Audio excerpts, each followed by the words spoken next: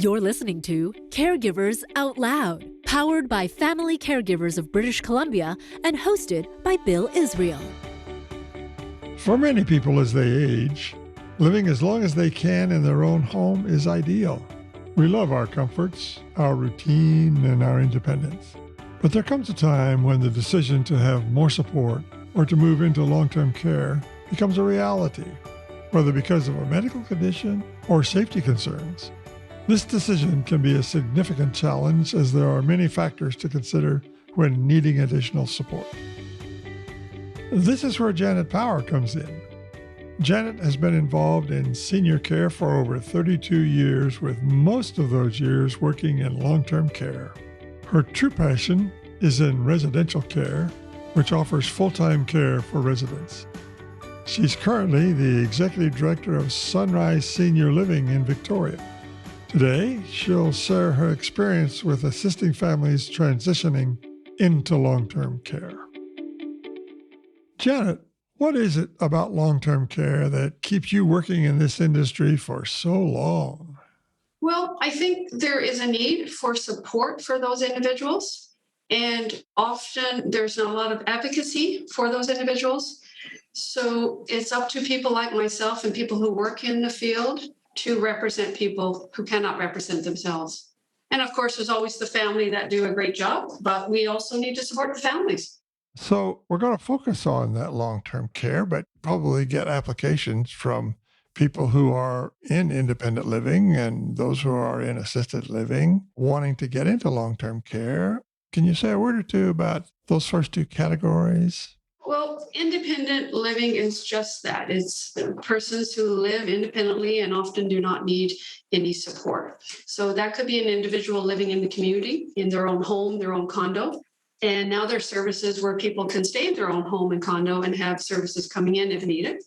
But then there's people who choose to move into an independent living setting and have the hospitality services. They've worked a long time, they're retired, they want to have the meals and the housekeeping and so forth. So they move into a retirement living type of setting. So that would be your more independent.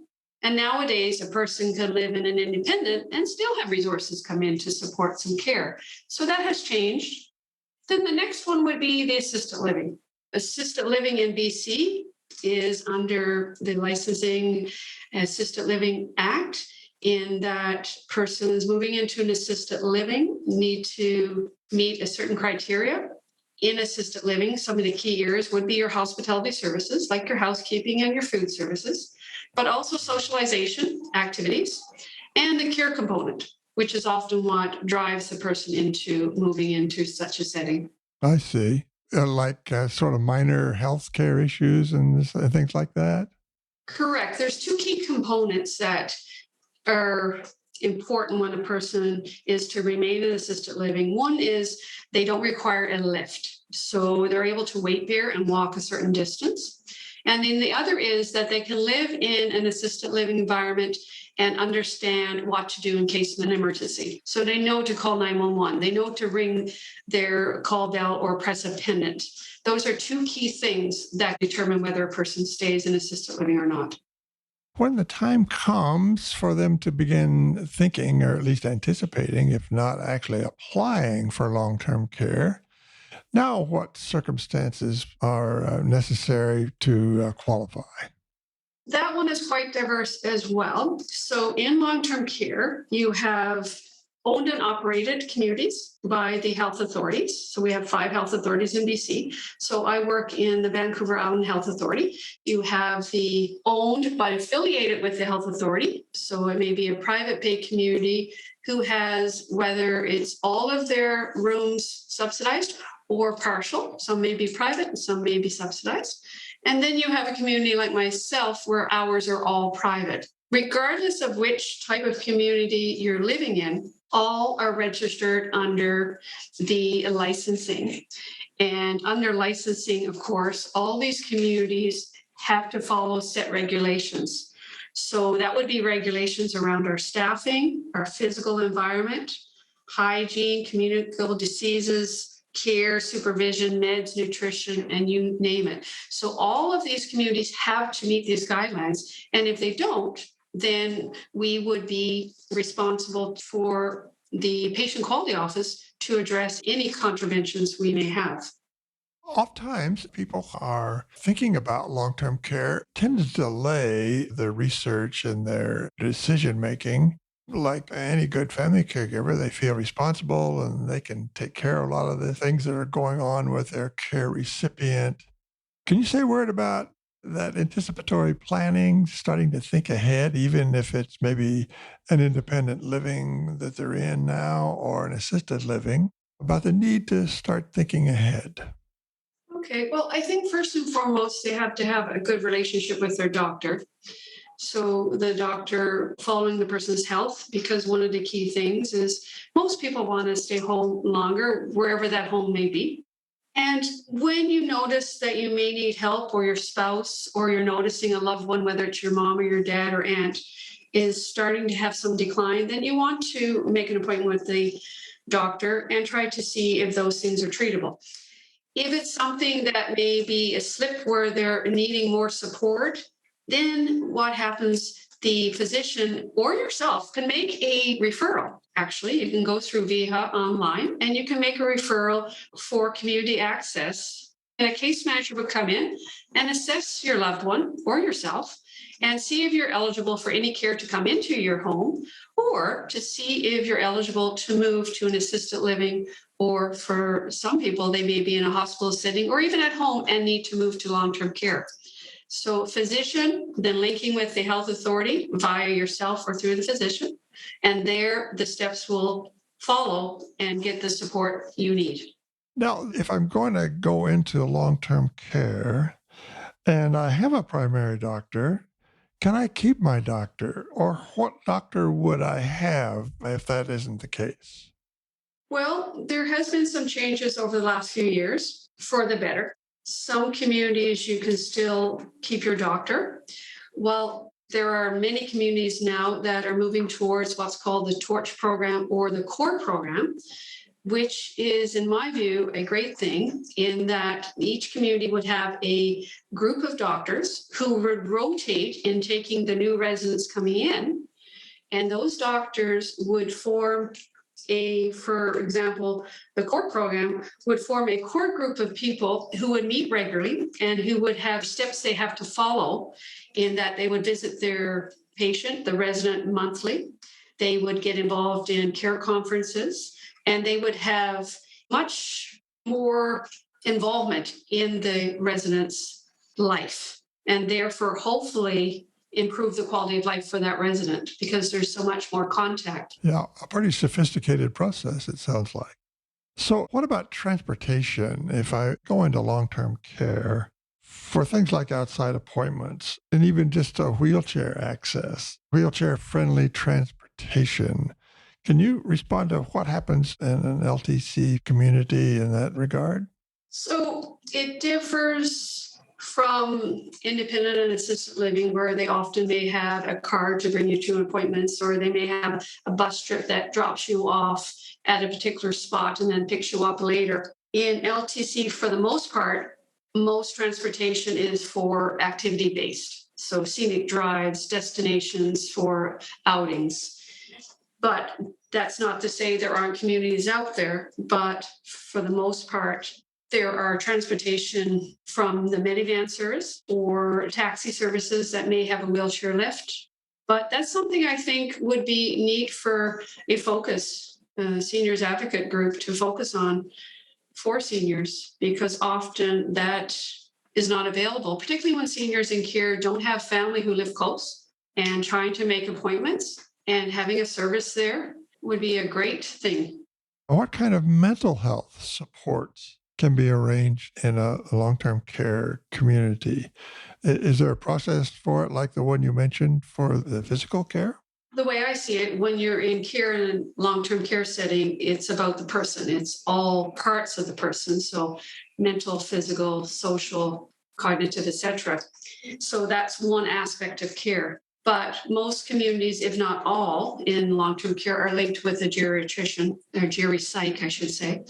And they can reach out to the Island Health to get support with persons that need an assessment or some support that may have been deemed necessary from the team at the community. And in terms of the engagement of the caregiver, even prior to coming into long-term care, how do they advocate then for enhancing the level of care? The example being for therapeutic modalities or additional activities and support while they're in long-term care. I think everybody in life, whether they're young or older, wish to have quality of life. And it is through interaction, through play, that we gain quality of life. And being from a background as a recreation therapist for a number of years, I know the importance, and I know the importance for myself, engaging activities. Who wants to live a life where there's no play? One of the key things that I would suggest for somebody looking for care for a loved one is to look at what activities they have to offer, and also look at what therapy services can come in. Most communities are pretty good. They'll allow services come in, particularly if you're wanting to pay for them yourself. There's never enough resources. I think any community will tell you they're open to any resources coming in, any new ideas, and sharing. So caregivers who are coming in with their loved one, sharing those resources and sharing ideas to us is vital. We can't do it without them. So bring on more ideas, and we're open. It is not always easy having conversations around care transitions and the need to move from home to a facility for more support. Facility placement is one of the most difficult decisions that families need to make, and many emotions may arise for family members, such as guilt, grief, anger, and anxiety. Because it is such a sensitive topic, communicating with care and compassion is very important. Janet, what suggestions would you give caregivers about communicating with staff in a long-term care facility? I think everybody will agree communication is vital. And do we do a great job at it? I would say there's always room for improvement. An everyday thing that I work on myself in an executive position, and particularly when somebody is moving in, but thereafter just that much more, because you want to communicate what you believe they will have, and you want to make sure that you live up to those expectations. So when a person comes in to seek if we're the right community or any community is right for them, I think it is important for those people to ask a lot of questions. There are a lot of things online you can find of questions that you can answer when you're looking for a place. And when the person decides to move into care, I think it's important to make sure you know who to call when there is a need, who's who. Basically, if it's a nursing question, if it's something to do with the light bulb in a room, like where do you go to get those questions answered? And it may sound like a small thing, but when you're holding all that responsibility to help move a loved one into care, you're not able to often answer the simple questions that you once could, because you've got a lot of strain on you. So whatever we can do to simplify that, we must. I think those kind of details help you convey to the applicant that you've got some restraints on your own capacity, just the sheer volume of work you have to do, and that it's not that you don't care. There's no limit on your compassion and wanting to do a good job. So it's important, I think, that get communicated even as they make application and come forward. But let's step down now a step in terms of ongoing communications with line staff, for example. Family members always want to come in and they want this and that, and sometimes they can't get that. What's the bottom line here in terms of your staff and the limitations of your capacity to serve on a day-to-day, hour-to-hour basis of those people who are concerned and interested? Well, I think it's important to say back to communication, that communication and expectations and so forth, that it's important to not overpromise something that you can't deliver. Even if you state something that person may not hear it or may not understand it at the beginning. And hand in hand with communication is trust. So in our profession, it's not only important to communicate, but in order to gain trust, we have to make sure we follow through what we promise. So if you think of it this way, when somebody's helping somebody move into care, they're trusting to care for somebody that they may have been caring for a number of years. And they know everything and anything about them. And now they're going to pass that over to us, who they've just met, maybe in weeks or days. So communication, along with the trust, and ongoing communication to let them know what's happening. So if there's any changes in the person's health, or if there's good things happening. A lot of communities have newsletters. A lot of communities have email where they forward things via special programs that they can look at pictures of families involved in activities, what are they participating in, and so forth. So all of these are forms of communication. It doesn't always have to be, mom fell. Mom participated in a program. Mom now wants something new to her room. Like, share many things and never feel that sharing is something that's not wanted. The person will let you know if they don't wish you to communicate as much, but I think it's important that build the trust, share it appropriately, and let the family decide whether or not some of the information you're sharing, right?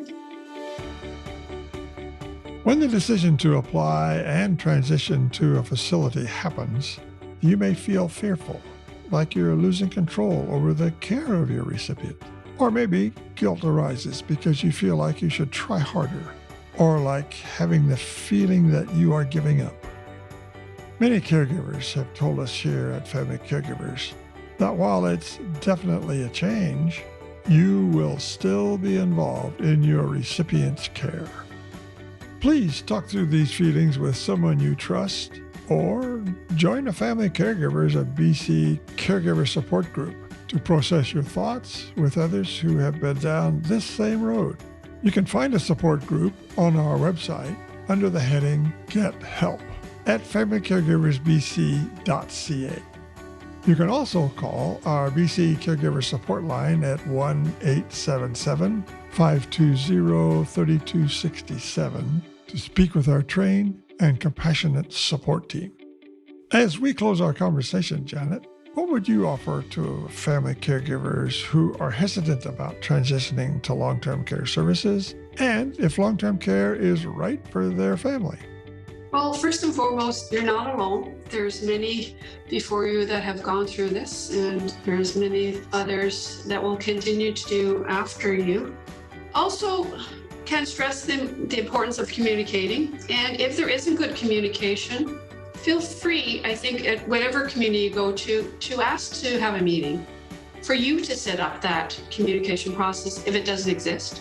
And I think lastly is that you as a caregiver need to begin to look after yourself. You have been carrying the load, probably, as I said before, days, weeks, months, for some people years, and it is time for self-care. And you need to let the community do their job. They've been trained to do it, whichever place your loved one may be. We all follow a set of regulations. We all, for the most part, have great intentions, and nobody sets out to create any undue towards a resident. There is good-hearted people in this field, and we've chosen it for a reason. So let us do our job, but really look after yourself. It is very important to be there for your loved ones. So take that time. Thank you for listening to Caregivers Out Loud, powered by Family Caregivers of British Columbia and hosted by Bill Israel. Produced and sound edited by Organized Sound Productions. We acknowledge the financial support of the Province of British Columbia and the BC Ministry of Health Patients as Partners initiative. If you like what you're hearing, discover more episodes and find more caregiving resources at familycaregiversbc.ca. And if you find these episodes helpful, please share them with your family and friends who may find it enlightening to hear these stories. Finally, don't forget to subscribe to our show on your favorite podcast listening app so you can take us with you wherever you go.